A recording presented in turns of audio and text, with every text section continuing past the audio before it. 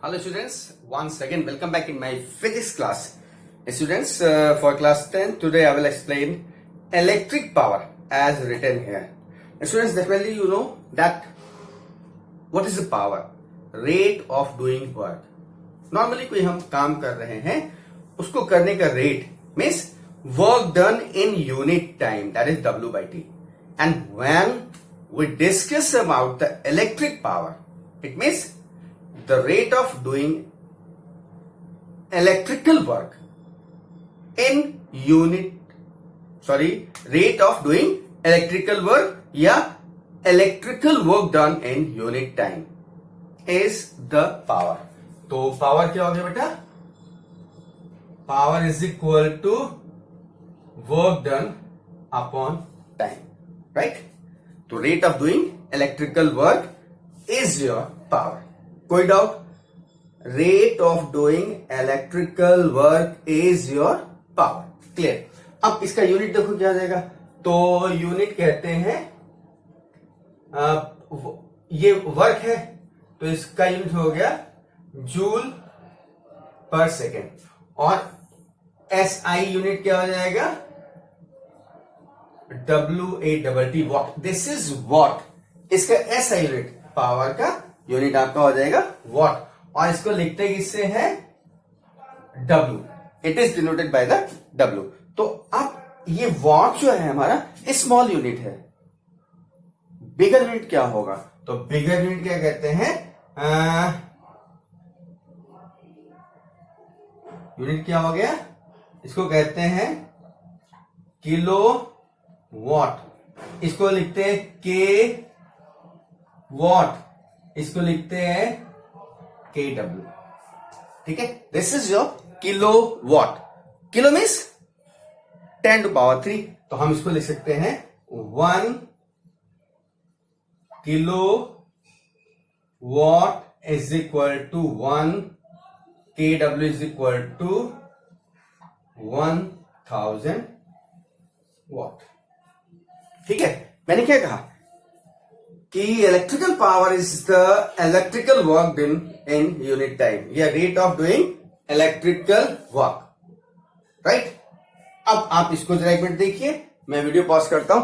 इसको नोट करिए, फिर हम इसके आगे की बात करते हैं. नोट कर लिया?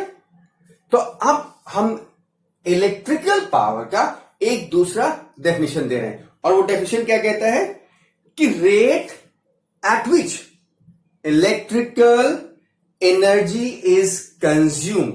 Rate at which electrical energy is consumed. Work की जगह रेट का मतलब W अपॉन टी होता है. और मैंने क्या कहा कि रेट यानी upon time eight which electrical energy is consume. तो आपको मालूम है ये वर्क डन एनर्जी के फॉर्म में कन्वर्ट होता है ना. तो this work done is stored in the form of energy. Right? तो हम कह सकते हैं कि electrical power is the rate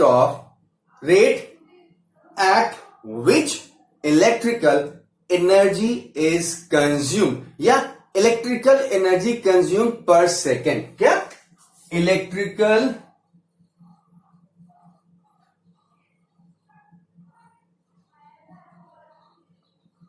consumed पर सेकेंड इस इलेक्ट्रिकल पावर. अब आप इसको मिलाते जाइए तो एकदम सिमिलर सा दिखेगा. W by T electrical energy consume by T. Okay students, वहां तक आपको समझ में आ गया? तो अब देखिए कि एक कोई कंडक्टर है जिसका रेजिस्टेंस R है और इसमें I एम्पियर की करंट फ्लो कर रही है और इसके टर्मिनल के अक्रॉस पोटेंशियल डिफरेंस V है. ये कब होगा? When charge will flow. मतलब पोटेंशियल डिफरेंस की वजह से चार्ज फ्लो करेगा ना. तो मान लीजिए Q चार्ज T टाइम में यहां से यहां तक फ्लो कर रहा. Q charge flows from terminal A to terminal B in time T. In this condition the work done क्या होगा? W. तो इसके लिए आपको मालूम है V is equal to W upon Q. तो W is equal to QV. तो हम यहां लिख सकते हैं V इंटू Q. इसको बता दे रहा हूं W is equal to V into Q. ये वर्क डन हो गया ना. अब वर्क डन इसका मतलब ये एनर्जी तो है, ठीक है, एनर्जी तो है, वर्क डन ही तो एनर्जी के फॉर्म में स्टोर होता है या एनर्जी रिलीज होती है। तो इसका मतलब अगर वर्क डन क्यू चार्ज को टी टाइम में यहां से यहां तक ले जाने में हो रहा है तो energy supplied by the source, ये काम कैसे होगा, कोई सोर्स होगा, सेल होगा, वो एनर्जी सप्लाई कर रहा होगा ना। तो ये वर्क डन जो हो रहा है इसके लिए सोर्स एनर्जी सप्लाई करेगा, source will supply the energy and therefore power क्या हो जाएगा, W अपॉन टी। तो आपको मालूम है P is equal to W by T, और W क्या है, दिस एनर्जी, भाई बोला हमने ये तो है कि एनर्जी कंज्यूम पर सेकेंड, एनर्जी कंज्यूम पर सेकेंड या वर्क डन पर सेकेंड।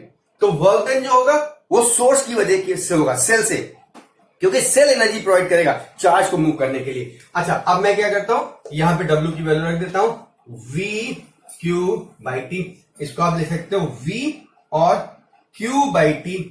Q बाई टी क्या हो जाएगा, Q is equal to I T, तो Q by T is equal to I, तो ये क्या हो जाएगा V इंटू I, तो P is equal to V into I. तो ये जो पावर का फॉर्मूला हमारा आया, basic formula, power is equal to V into I, मतलब कोई कंडक्टर है उसके एक तरह पोटेंशियल डिफरेंस V है और उसमें I एम्पियर की करंट फ्लो कर रही है। तो इस कंडीशन में the power will be the product of potential difference and current flowing through it, that is P is equal to V into आई।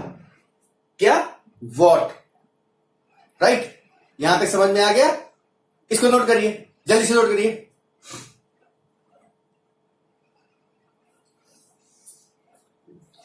जल्दी नोट करिए, क्विक, वीडियो पॉज करके, राइट। तो आपने देखा P is equal to V I आ गया, P is equal to V into I.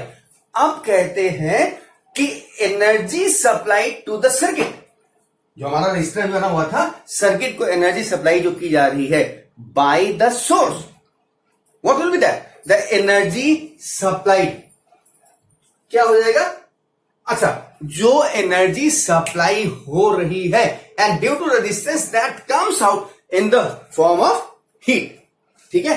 तो energy क्या हो जाएगी, एनर्जी क्या हो जाएगी, आपने पढ़ा है W is equal to P into T, यही तो पढ़ा है, W is equal to P into T.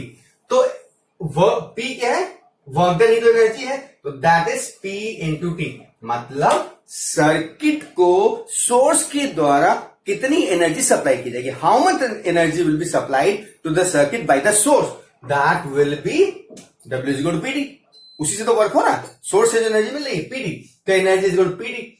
और ये एनर्जी क्या होगी, जब चार्ज हमारा मूव करेगा, जब चार्ज मूव करेगा किसी सर्किट के अंदर, तो रेजिस्टेंस की वजह से लगातार यहां तक रहेगा, यहां को लाइट करेगा, यहां को लाइट करेगा, यहां, और इस एनर्जी को लॉस करता रहेगा, किस फॉर्म में, this will lose energy in the form of heat. तो इसका मतलब हीट प्रोड्यूस क्या हो गई, heat produce is equal to this energy, that is P into T. अब P क्या है, आपने पढ़ रखा था VI, यानी V into I into T, तो heat H is equal to VIT। जैसे पावर का फॉर्मूला है ना VI, या एनर्जी का फॉर्मूला PT है, और यही एनर्जी हीट के फॉर्म में कन्वर्ट होती है, तो heat produce is equal to PT। तो हमने क्या किया, P की जगह VI रख दिया। अच्छा, अब देखो, but V is equal to IR, यहां रख दें, तो therefore H is equal to IR into IT, that is I square R T। तो this is your equation number 2। पहला इक्वेशन आ गया H is equal to VIT एंड second equation is H is equal to I square R T। तो जरा इसको note कर लिए, फिर हम इसके बाद आगे की बात करते हैं।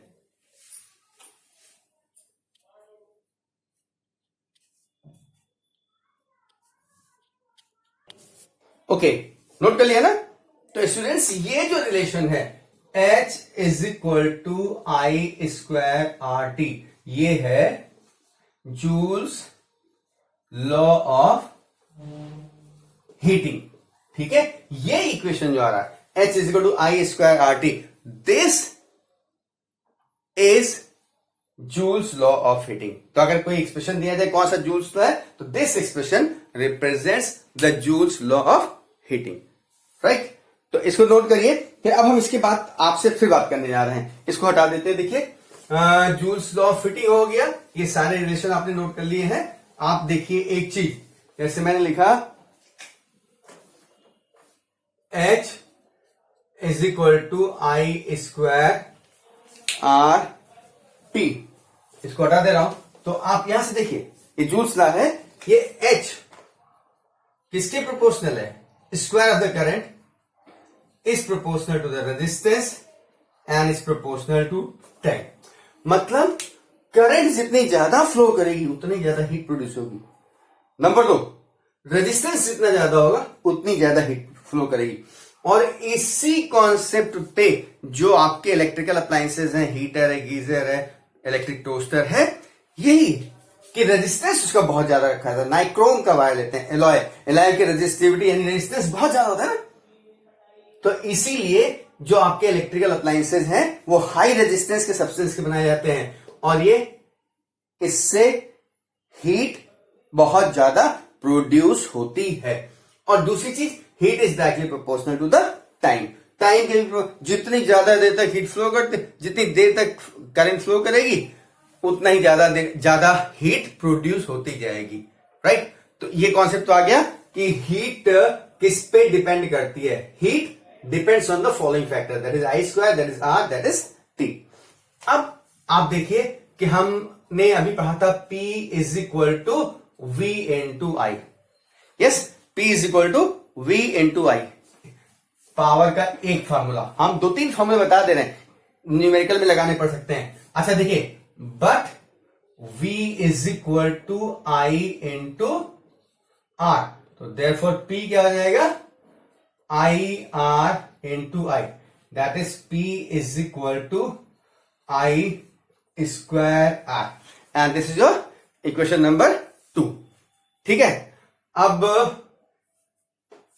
But I is equal to V by R, V is equal to I R, तो I is equal to V by R. अब इसको यहां रख दें, इसमें रख रहे हैं, therefore P is equal to V square, जब स्क्वायर करेंगे आई का तो V square by R square into R, एक आर कैंसिल हो जाएगा, यानी P इज इक्वल टू